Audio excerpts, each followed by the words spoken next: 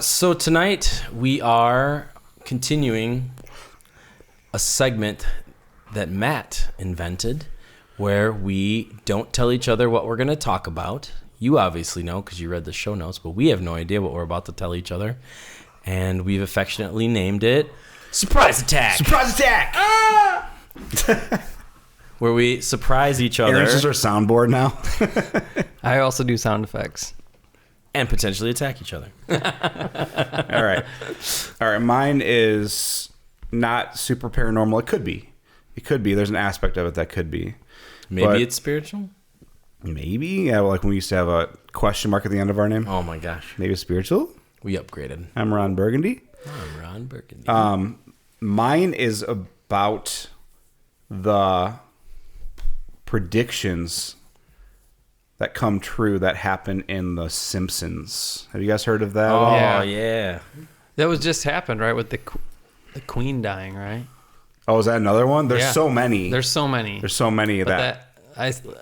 Sometimes I see those online and you wonder if they're like doctored, but I don't think they are. But yeah, the queen dying, I think was in the queen dying this year was in it apparently. Well, I'll get into the whole doctored thing as we go along, because there's some of those. There's a couple for sure, but there's a lot that aren't. Mm-hmm. And I can't copy. I can't. What?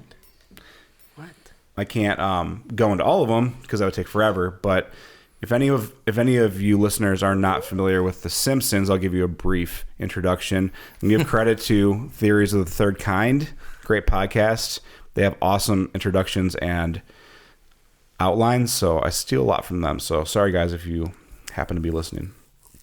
But also thank you. Since 1989, a seemingly innocent cartoon TV show has garnered millions of viewers worldwide. However, over the last few years, viewers have noticed the cartoon's ability to portray real-world events years before they come to pass. Are these just coincidences? Or do the writers of the show have access to knowledge that is not commonly known? James L. Brooks, prominent director, producer, and screenwriter, was working on The Tracy Ullman Show, and an idea came to him. What if we included... So The Tracy Ullman Show was like a variety show. Yeah. Kind of like... I don't know if it was like SNL or... It's like Mad TV. Mad TV, kind of.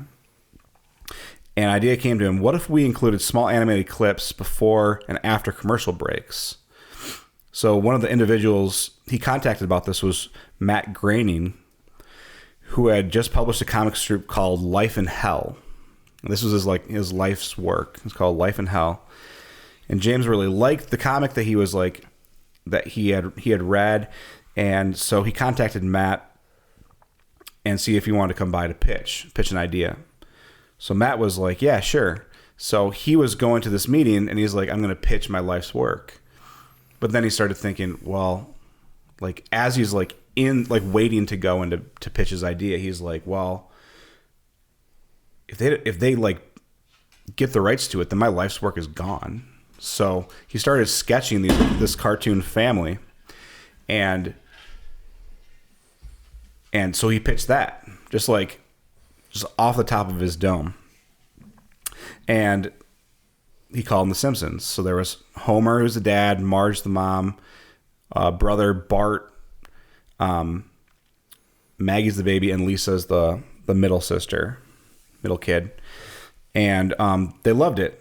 And it blew up. Everyone really liked that, almost like more than like the Tracy Ullman Show. So Fox bought it and made a 30-minute TV show. Since then, they've aired over 728 episodes. It's the longest running American animated series, longest running American sitcom, and longest running American primetime series. In 2007, The Simpsons. These are just facts about The Simpsons. In 2007, The Simpsons movie was made and it grossed $527 million. Multiple comic book series have been made, books, video games, and over $1 billion in merchandise has been sold. Like when I was like in grade school, like those t-shirts were super cool, you know, like with Bart with a slingshot, saying something sassy. and I was one of them. My parents wouldn't let me watch the show. Mine neither. But I used to play the video game. Oh, Remember the arcade that game? Simpsons game. arcade? That was one of the best. One of the best. You get to beat people up with your skateboard and Yeah. Homer just punched everybody. I love Yeah. that. I That played game that was- in the arcade. Back when there were arcades. You can still play it at Nickel World. Yeah, they've got it. Me and Mickey went in there and beat the game. We're just going to pump nickels into this thing until we beat it. Man. Shout out to Mickey. Did you guys use the move where you stand next to each other and then you hop one of you Yeah. guys hops on the other's shoulder, the up and Yeah. at 'em or whatever? Oh, yeah. Yeah, Totally. Oh, man. So,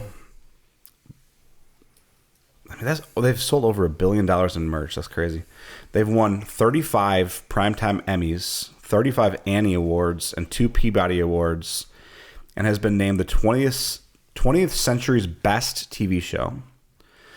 Over the last few years, viewers have noticed the cartoon's ability to portray real-world events years before they come to pass.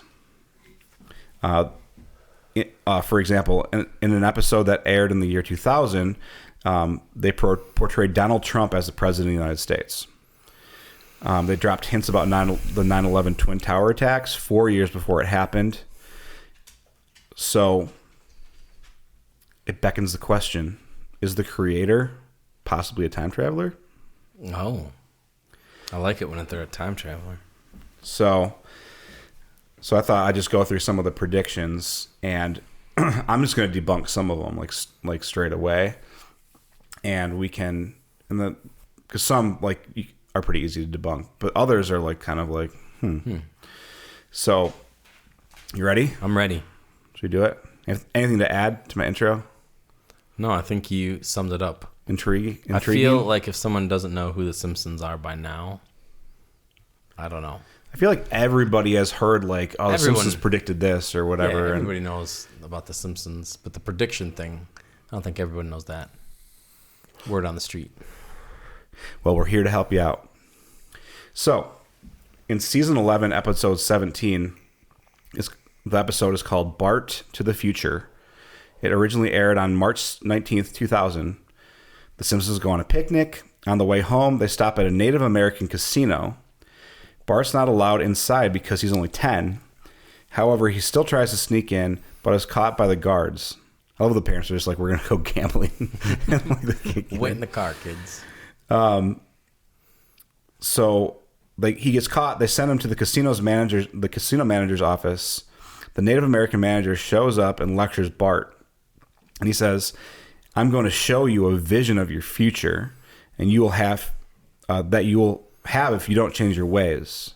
So in his vision, Lisa has become the president of the United States, trying to get the country out of the trouble that we are in. Lisa in the clip says, as you know, we inherited a budget crisis because of our past president, Donald Trump. So that was in the year 2000. So, that seemed at face value, that seems like, wow, they're predicting the future. But in actuality, in 1999, and I guess sometime in the 80s, Trump actually said that he was going to run for president. In 1999, as part of the Reform Party. So the writers are probably just going off of that. It probably wasn't a prediction of, the future. Also in 1988, Trump said he was going to run as president of the Republican Party. So there's that. But then there's also a clip of Donald Trump going down the escalator and waving to people like he actually did in... Home Alone, was it? Or no? No, this is In real life? No, after he announced that he was running for president, there's a clip of him going down the escalator waving to people. There's also a Simpsons clip of Donald Doing Trump the same thing. doing the same thing, but it was just the Simpsons trolling people because there's all these predictions they're Simpsons predicted this, Yeah. and then but it was actually a YouTube clip that they made after the fact to troll the audience because there's all that because there has actually been a lot of predictions that have come true. And so they're also messing with people. So that one's not real. Or it's just basically it's the writers making being caught up on current events and then being smart enough to include it in their cartoons. Nice. All right, so that's one. Then in season 9, episode 1, called "The City of New York versus Homer Simpson," it originally aired on September 21st, 1997. Lisa wants to go to New York City, and she shows her family a brochure that says $9, and then it's right next to the Twin Towers, so it looks like 9/11. So I'm going to send you some pictures that you guys can like look at that I'm going to be talking about, so you can see what I mean. Yeah, send me those pics. I'll send them. Do you guys remember the really creepy like Intel processor Homer Simpson commercial? Do anyone remember that? No. There was like a big weird controversy over it. Yeah. So you remember like back in the day, I don't know, the 90s, 2000s, whatever, the Intel, they'd have like all the guys in like the suits, and they'd come in and be like working on the processor or whatever. So there's like this commercial, this really weird commercial, and it only ran its full length like a few times, and then they chopped it up and shortened it. But it was like them like working on like a processor, and like Homer Simpson laying on a table, and that they were like installing it into his brain. Like they were installing it like into the back of his head, and it was like this whole big like really creepy like thing. Like he was like becoming like an Intel processor, like saying that they were gonna like install it into him, and like there's like it's scary, it's really creepy. And then like they shortened it and like took a lot of that out, so it didn't really like make sense. Didn't ruffle any feathers though. Yeah, because like I think people were like, what do you mean? Freaked out by that. Freaked out by that. Like Mark of the Beast type stuff. Yeah. Look at the picture, Raph, and tell me what's your. It's kind of weird. It is weird, right? It's kind of. Oh, it's kind of strange. That is strange. So that's a weird one. That's a weird one. All right, so moving on. This next one is multiple episodes. This one I can't explain either. In 1992, season 3, episode 14, called "Lisa the Greek," predicted the Washington Redskins, as they used to be called, would win Super Bowl 26. They did. That year they won it. Then in 1993, they predicted the Dallas Cowboys would win the Super Bowl 27, and they did. So that's weird. They predicted the Redskins would win, and like it's hard to predict that. I know you're not much of a football fan, but like I am not. You can have a good team. Aaron is. I'll talk to Aaron about this. So like, remember when the Chiefs were like, I mean, they're still really good, but when they won the Super Bowl a few years back, like you could have easily thought, oh, they're going to win next year too, or like, but like you never know. Which is very uncommon. Yeah, it's very uncommon, but so it's very hard to predict who's going to win the Super Bowl. Like there's a lot of really good teams out there. You could have bad breaks and all that kind of stuff. Injuries and. So then in 1994, third year in a row, the Simpsons predicted that the San Francisco 49ers would win Super Bowl 28, and they did. 3 years in a row they predicted it. Now, what's going on there? The only theory that someone has come up with was that like the NFL's rigged, and that like Matt Groening is like part of this like Illuminati society and has access to information, because he is actually a really powerful guy. Like his net worth is like $547 million. Like he's connected with some really high up people. He's possibly part of the Freemasons, like a 33rd degree Freemasons, which we'll get to. Oh. So that's the only theory about that. But otherwise, you can't predict 3 Super Bowls. Like there's just no way. Like how do you get that information? How would you possibly do that? Right. You can't do it. No. So that's weird. And then there's another. So here's where the Simpsons they take something that like is a legit prediction, and then they'll use it to like jack with their viewers. So the Simpsons predicted the score of Super Bowl 51, and it was the exact score and situation of Super Bowl 51. In the episode, the Boston Americans, which is the New England Patriots, the Boston Americans, which is a hilarious name, had a coach who looked exactly like Bill Belichick, who is the Patriots' actual coach. Of course. I knew that. He's one of the best coaches of all time. And they're being beat by the Simpson Adams. But the score was not correct in the original episode. But it was changed in the actual episode of the game and re-released after the Super Bowl just to jack with fans. So like, they did it again, but like they just like They're just messing with you. yeah. Why not? So they're just trolling people, just like the escalator bit with Trump. Old Trump. So should I keep going? Yeah, keep going. Okay. So in season 10, episode 5, called "When You Dish Upon a Star," originally aired November 8th, 1998. At the end of the show, they show a 20th Century Fox logo. You know that logo, 20th Century Fox, like the movie production company. And at the bottom it says a division of the Walt Disney Co. Now at the time, Fox was a big rival of the Disney Corporation. And so it was weird that they put that they were a division of the Walt Disney Company. And then 19 years later, in December 2017, Disney announced that they planned on acquiring 21st Century Fox. It was a different century. So it went from 20th century to 21st century. Right. And they would become a part of the Walt Disney Company. The deal went through in June 2018 for $85 billion. Disney was growing like crazy. But so here's the explanation, debunking that as an actual prediction. Okay. Around the time that they put that in their episode, Disney was going crazy. Like their stock share was up like 25%. And Fox was like sucking wind. Like they were doing really bad. So it's probably just a joke like, hey, we're going to be bought by Disney. And eventually they were. So probably not actually. It is a prediction, but right. You know, it's like a logical prediction. A logical prediction. Yeah. Man. What's the creepiest one? The creepiest one? Yeah. What's the one that like got you the most? The Super Bowl one I think is like the most unexplainable.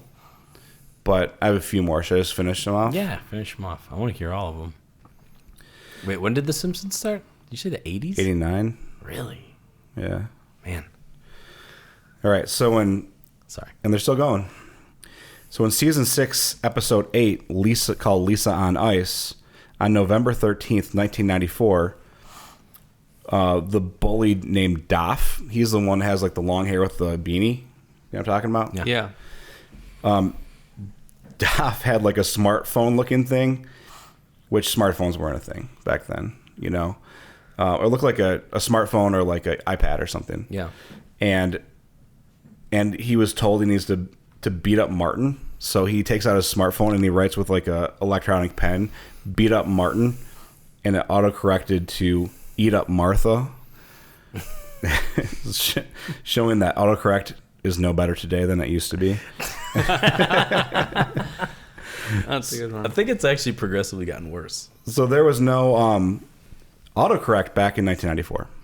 You know, there was no autocorrect back then. And there was no smartphones.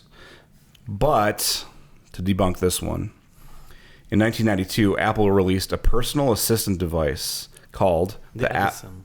What? Was it called the Edison? This one was called the Apple Newton Message Pad. Oh, yeah, the Newton. You heard of that? Sorry, yeah. I'd never heard of that one. Yeah, it was a super big failure. Sorry. Edison Newton. I was like, scientist. I was one of those guys. The scientist. So it had handwriting recognition software in it, and it was super inaccurate, which created a media frenzy in the tech world.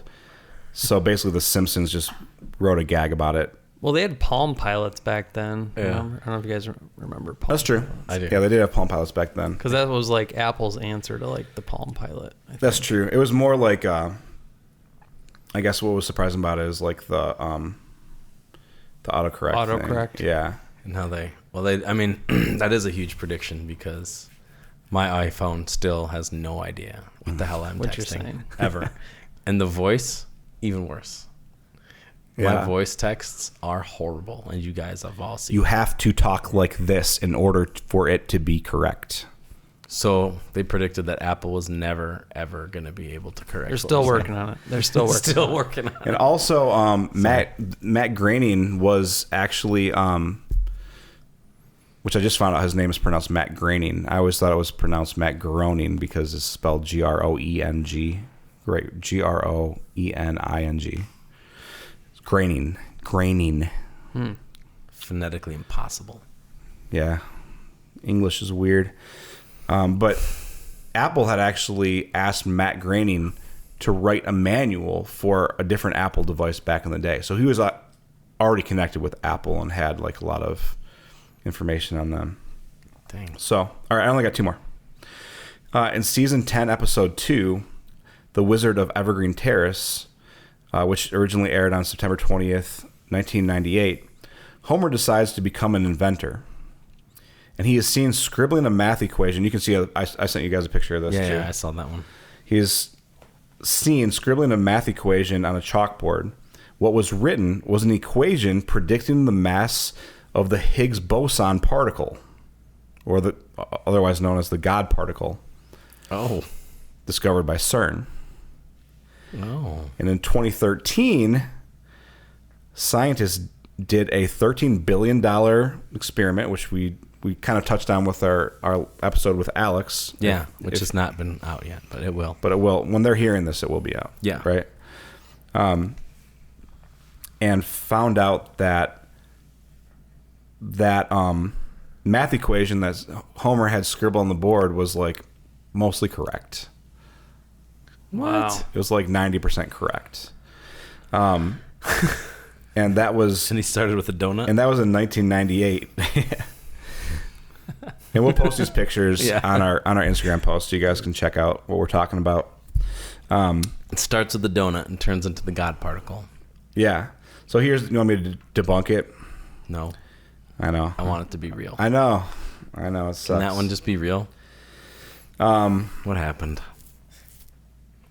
So, in 1964, Peter Higgs and other physicists were already working on the equation.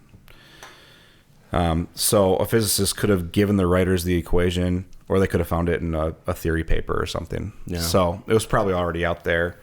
Because the writers of a cartoon show need to know that.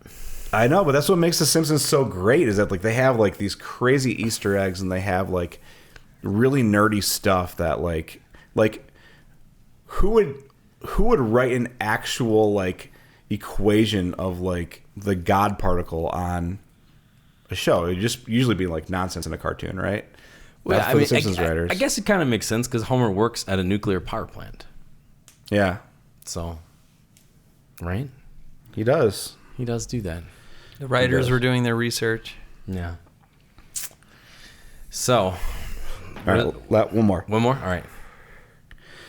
This one's weird. This is like the weirdest like when you look back on it, knowing what we know, it's like It's a creepy one. It's weird. It's just like it gives you a weird feeling. So in season 17, episode 4, The Treehouse of Horror 16, which originally aired on November 6, 2005.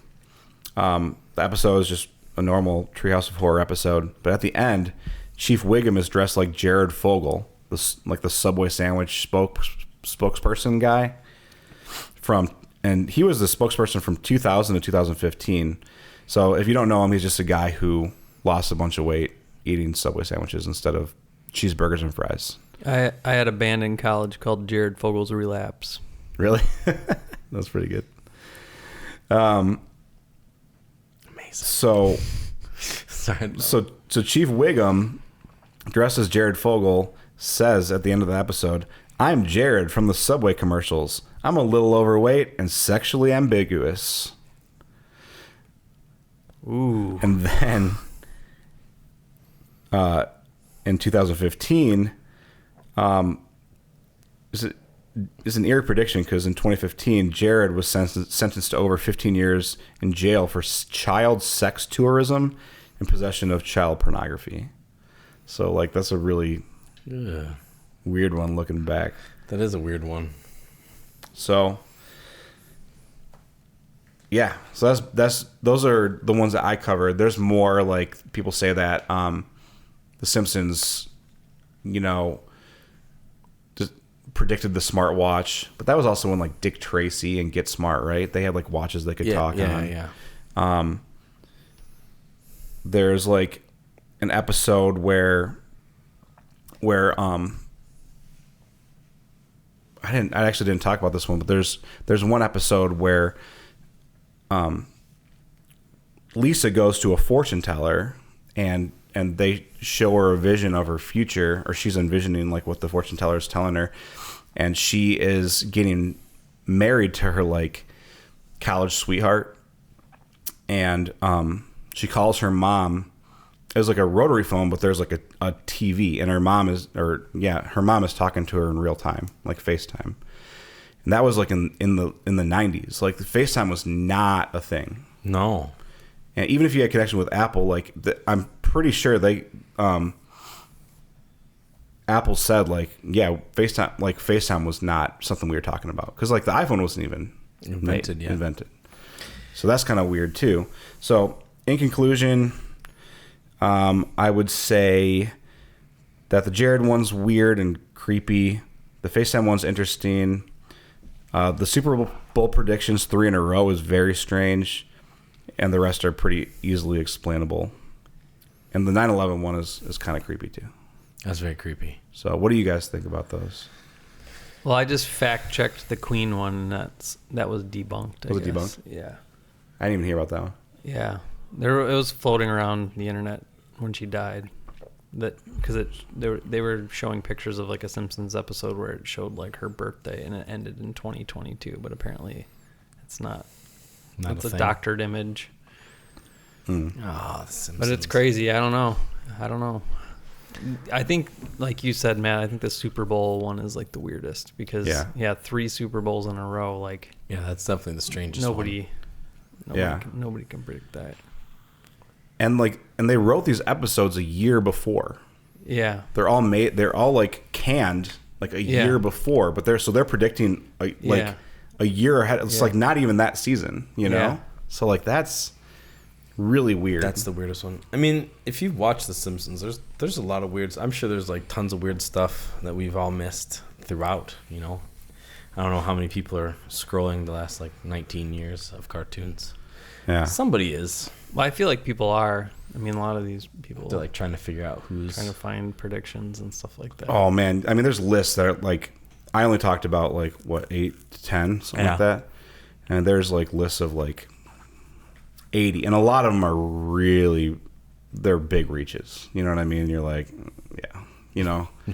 like that's not no. So it is. So what do you think? Do you think that like? Well, do you want me to give you some of the theories? Yeah, I want to hear the theories. All right. Well, first, do you want me to tell you the weird stuff I found out about like Matt Groening, or do you want me to like save that for after the theories? Do theories first, and then I want to hear about how weird Matt is. All right. So one theory is that they just have great, super smart writers. That have a firm grasp on current events and have a knack for turning those things into jokes / Easter eggs. Yeah. Some of their former writers were Greg Daniels, who did SNL, The Office, Parks and Rec, King of the Hill. Mike Scully was another former writer who also did Parks and Recreation and SNL, and Everyone Loves Raymond. And then Conan O'Brien, who graduated from Harvard. So, I mean, super smart. Right.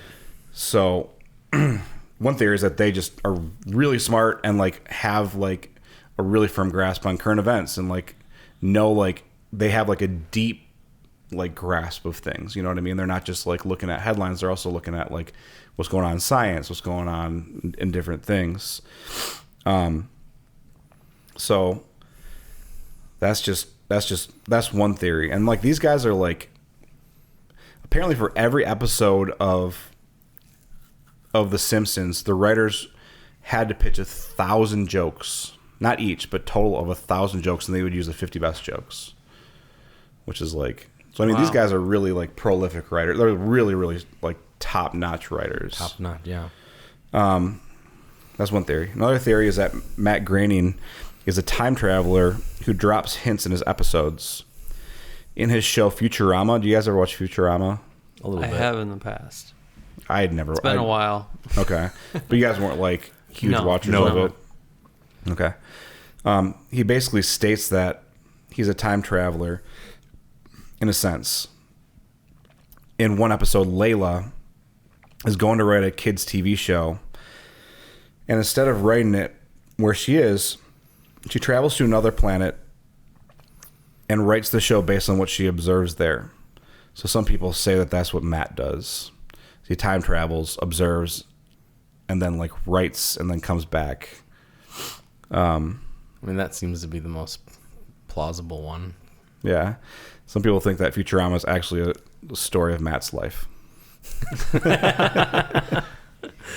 Oh. All right, and here's the weirdest theory. This could almost be its own episode, but I'll just briefly talk about it. Do you guys know who Philip K. Dick is? Oh, yeah. Science fiction writer. Yeah.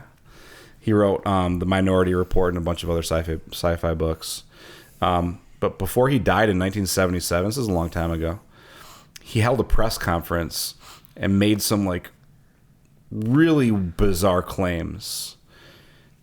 And like I actually listened to the press conference. He says some like he seems really with it, and he seems like he definitely believes what he's saying. But this is like I don't know if it's a direct quote or kind of a summary of what he said, but actually it is a direct quote because I tried to write it down as he was saying it.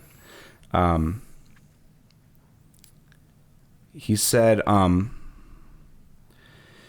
"We live in a computer-programmed reality, and we notice this is true when we notice glitches in our reality, like when you reach for. Whoops, sorry, I hit your microphone stand. My microphone stand. When you reach for a light switch that you know is there, and it's actually like on a different wall, or like when you reach for your like an air vent in your car to move it, and it's a different location. What he's saying is that it was actually reprogrammed, and that we're experiencing these glitches. And he said, there's a device named the Vast Active Living Intelligence System, which he nicknames or shortened to the acronym VALIS, a space-like probe that's orbiting around Earth's atmosphere and directly beaming information into his head. He said that all the information in his books came from visions that were beamed into his head from Valis. Oh. So maybe this happened to the Simpsons writers. That Maybe Valis, they got connected into Valis. They hooked up to Valis. they're beaming information into their head. And is that the explanation for just ideas popping into your head? Because we've all had ideas like or thoughts that like where'd that come from? Like that didn't come from me. That's true. That's true. But like, I mean, as a Christian, I would I attribute it to like God either like speaking to me or else like maybe like a dark force like a demon or something like that putting a thought into your head, or Satan himself. Or Valis. Maybe it's Valis.